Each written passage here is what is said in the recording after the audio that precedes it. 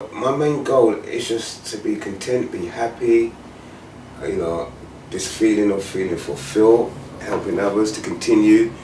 Because it's one thing that I've learned, yeah, you know, all the money, I've had money, I mean proper money. We're not talking about stupid, we're talking about proper money, and I know money didn't make me happy, and my point is, I don't have any money today. I'm skint, but guess what happened? I'm internally I'm rich. I can't even explain how rich I am internally. I am so rich, it's unbelievable. Trevor started with us at Beyond Prison maybe about 2 years ago, and he engaged with us as a peer mentor, helping people coming out of prison.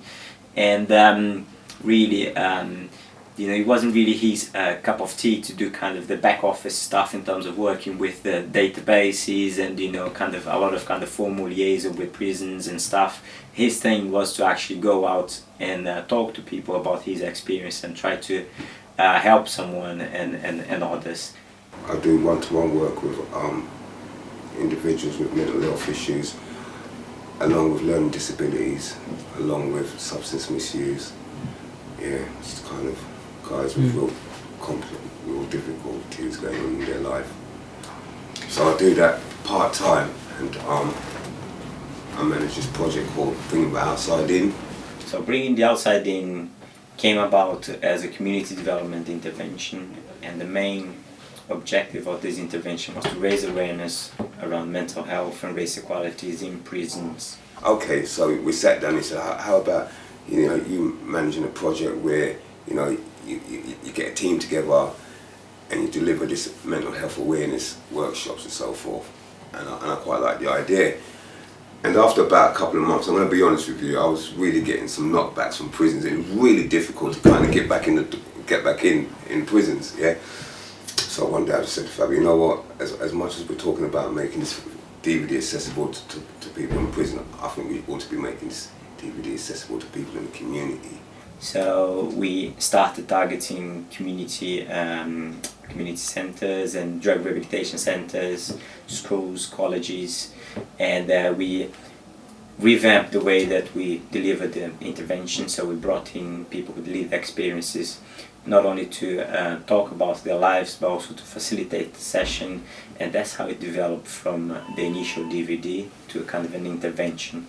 That was, I think, the turning point, because when I went and delivered this workshop in the school, the headmaster invited me back down a week later. 47 kids gave me a personal letter, you know what I mean? And it was mind-blowing. I brought it back to Fabio. So in the past year, Trevor delivered 25 workshops, and 340 kids took part in these workshops, and 80% of those, they were either prevented or had a reduced likelihood of getting involved with gangs, knives and crime. And it's a preventative tool as opposed to a reactive tool.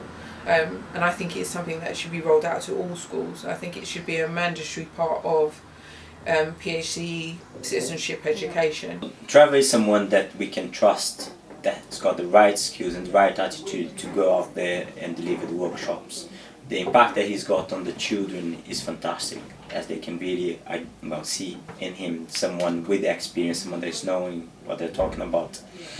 Also with the peer mentors here at Beyond Prison, the impact that he's got is great, because when they can look up to him and see someone that probably 2 years ago was in the same position as they are now, looking for a placement, not really sure what to do, and and he's there, he's a team leader, he's helping people find their feet and and kind of see that there's a way through this journey. So he is fantastic for that. And I'm also interviewing a young man next week. But I also had a guy who recently just got a full-time job. I helped this young man to get a full-time as a support worker who was part of my team. So it's all good stuff, and that's what I have to recognise that when I take these volunteers on, it's about actually also supporting them, getting them full-time work. And Trevor is someone that can talk about his many years experience in being involved in criminality, in gangs, in prison and drugs. And I think, you know, because of his honesty, and he's so open about himself, that the impact that it generates is you know, it's amazing. So I think the experience that I've had, you know, there's something about that kind of clearly allows people to recognize some kind of level of pain, anger, sadness, and that's what I think connects with young people.